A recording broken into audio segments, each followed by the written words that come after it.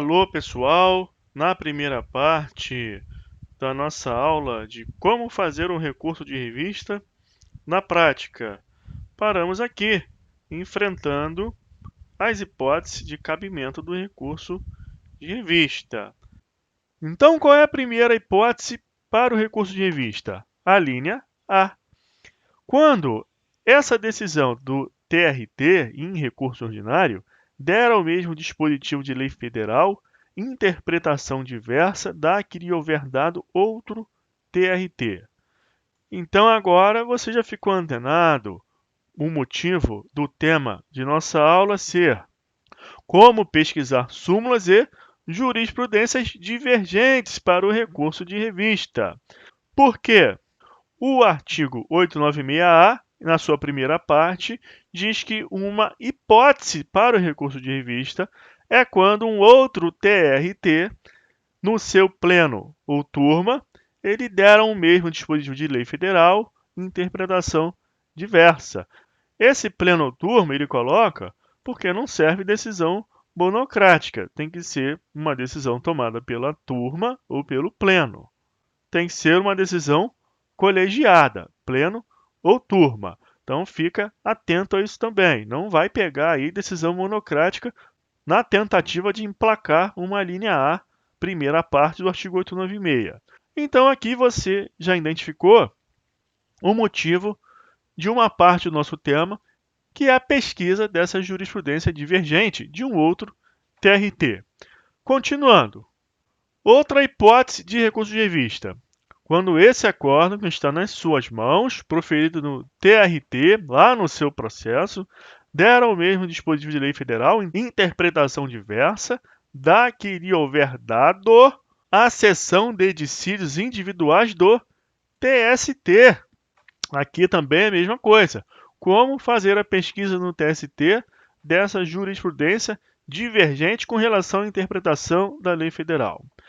E a próxima hipótese, aqui da linha A, é quando essa decisão, esse acórdão do TRT, da sua região, lá do seu processo, contrariar súmula de jurisprudência uniforme do TST ou súmula vinculante do STF.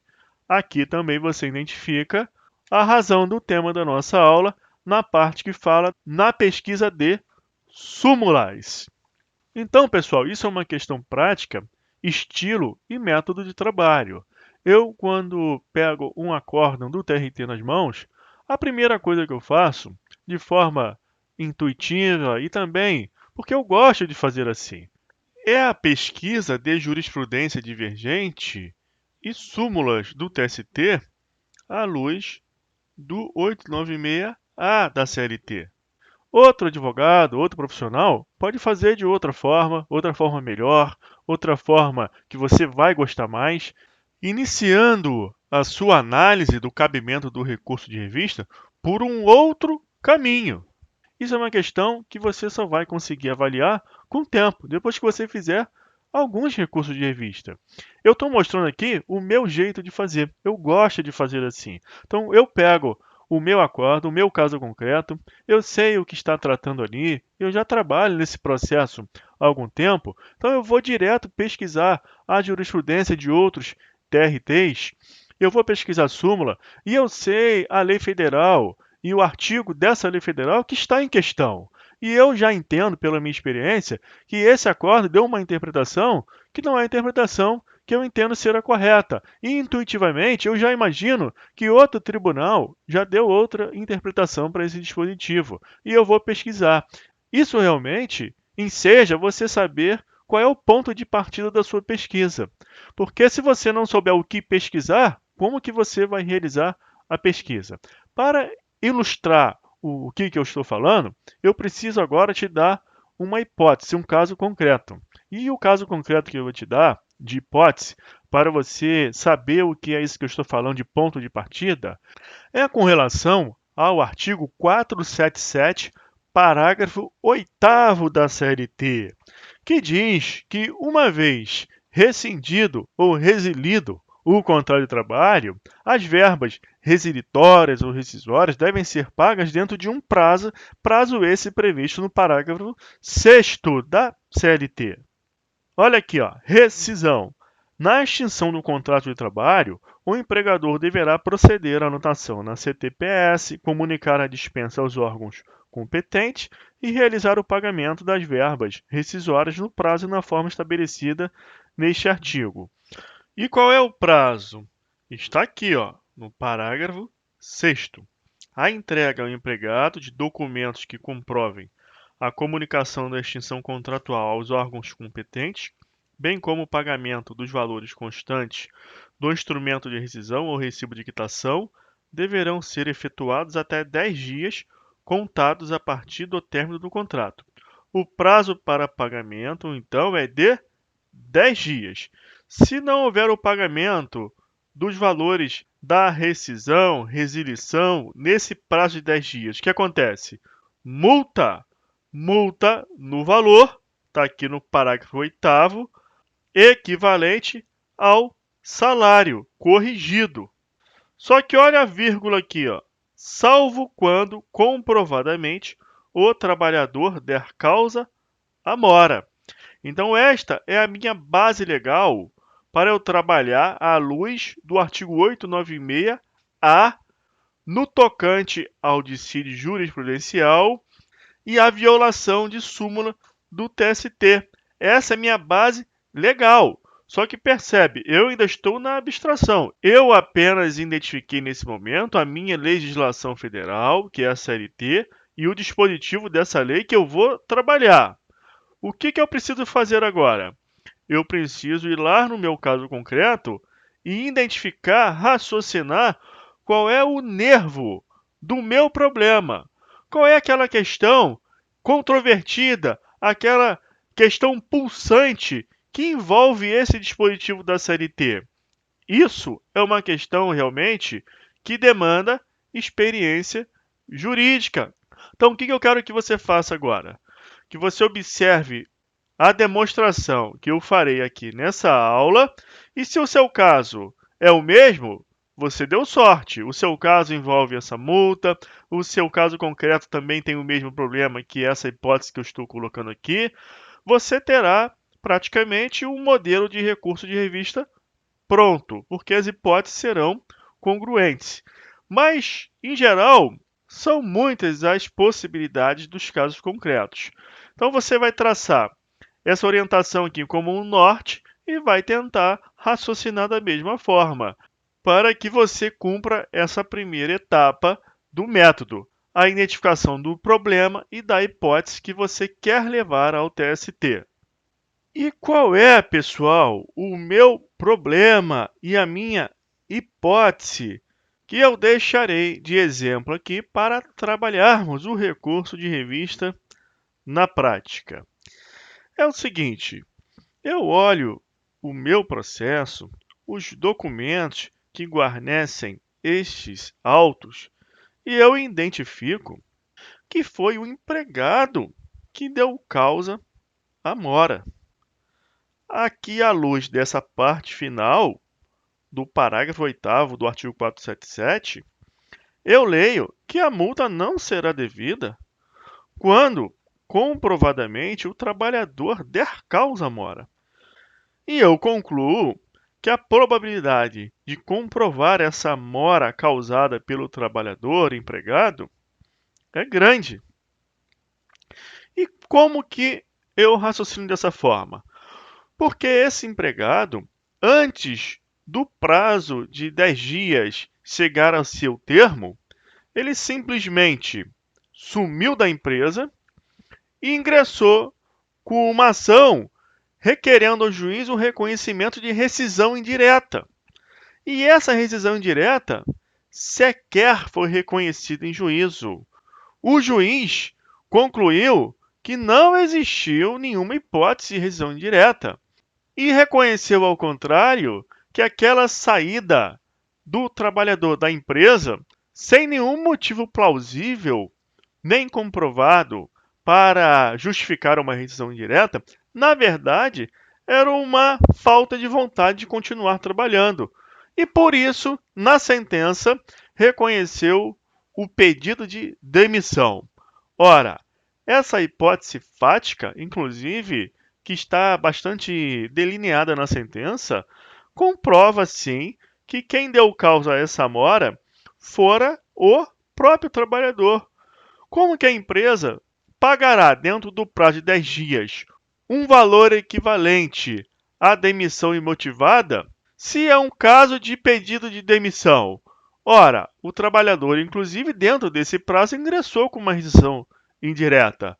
Então, é bastante provável que a parte final do parágrafo 8º do artigo 477 da CLT tenha aplicação nesse caso concreto. Pessoal, atenção aqui agora. Quando você trabalha a teoria, está estudando para conhecer a teoria, a lei em abstrato, você estuda tudo. Mas cada caso concreto é bastante limitado.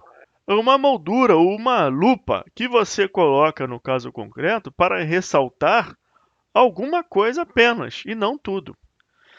Aqui no 477, você está notando que tem essa lei 13467 de 2017, mais conhecida como reforma trabalhista. Está aqui no caput, está aqui no parágrafo 6º, só não está no parágrafo 8º. Eu estou trabalhando com o parágrafo 8º, essa parte final, então nem tem reforma trabalhista aqui. Mas aqui em cima tem. Então não vamos entrar aqui em digressões teóricas, porque a aula é prática, é de prática trabalhista. Mas você, se quiser depois, você faz essa pesquisa. O Tribunal Superior do Trabalho mantém um entendimento consolidado que a multa ela só é devida se o pagamento for efetivado fora do prazo, independentemente da data em que ocorreu a homologação da rescisão. Mas a reforma trabalhista ela trouxe uma dupla condição. O novo texto diz também que se a empresa não comprovar a comunicação ao empregado dessa extinção contratual feita aos órgãos competentes, também será devida multa. Isso é uma novidade trazida pela reforma trabalhista. Então a empresa pode fazer isso facilmente. No caso de uma dispensa, será reportado ao contador, o contador vai fazer o trabalho dele, vai entrar no site lá do MTE, vai usar o certificado digital dele, vai fazer a comunicação da dispensa, tem o CAGED, que é o registro de demissões, ele vai pegar essas guias de comunicação de dispensa, do seguro-desemprego, o registro feito no CAGED, e mediante recibo vai entregar ao empregado. Pronto, o cumprimento do novo texto do parágrafo 6º da CLT foi feito. Só que isso é uma outra coisa. Eu quero que você entenda que para você trabalhar o recurso de revista, você tem que pegar uma lupa e jogar no seu caso concreto. A minha lupa, ela apenas se direciona para essa parte aqui do pagamento fora do prazo ou dentro do prazo. Essa questão do pagamento não está em questão essa novidade da reforma trabalhista, nem homologação de rescisão. O que está em questão é o pagamento, tá certo? E no meu caso hipotético que eu estou construindo aqui com vocês para trabalharmos o recurso de revista na prática, ele tem esse contorno específico. O juiz, na sentença, não deferiu a multa do 477 porque entendeu que quem deu causa à mora foi o empregado, haja vista que ingressou com a rescisão indireta dentro desse prazo de 10 dias do parágrafo 8º do artigo 477. Entretanto, não houve reconhecimento dessa rescisão direta, o juiz declarou pedido de demissão, ratificando então o entendimento do legislador na parte final aqui do parágrafo 8º. Entretanto, por hipótese, o empregado recorreu e o tribunal reconheceu a multa do 477, independente dessa questão da rescisão indireta e da mora do empregado, indo de encontro à lei federal. Esse, portanto, é o problema que eu estou levantando. Você, para trabalhar o artigo 896A, que trata do dissídio jurisprudencial e da contrariedade à súmula, você tem que primeiro levantar o problema do seu caso concreto. E qual é a hipótese? A hipótese é que se o trabalhador deu causa à mora, isso foi reconhecido na sentença, e o tribunal passou por cima de tudo isso, a hipótese é que o tribunal ele está violando o parágrafo 8º e provavelmente outro TRT tem algum acórdão que envolva esse caso específico de empregado que ingressa com rescisão indireta buscando verbas resilitórias pelo valor da dispensa imotivada e não por pedido de demissão, sendo muito provável que, nesses casos, outros tribunais mantenham a sentença ou reformem sentenças que decidam de maneira contrária, o inverso do meu problema, no caso. Então, pessoal, esta é a segunda parte da nossa aula de como fazer um recurso de revista na prática foi para demonstrar a vocês como levantar o problema e a hipótese. Ainda estamos trabalhando o 896A. Tudo isso é para trabalhar este dispositivo.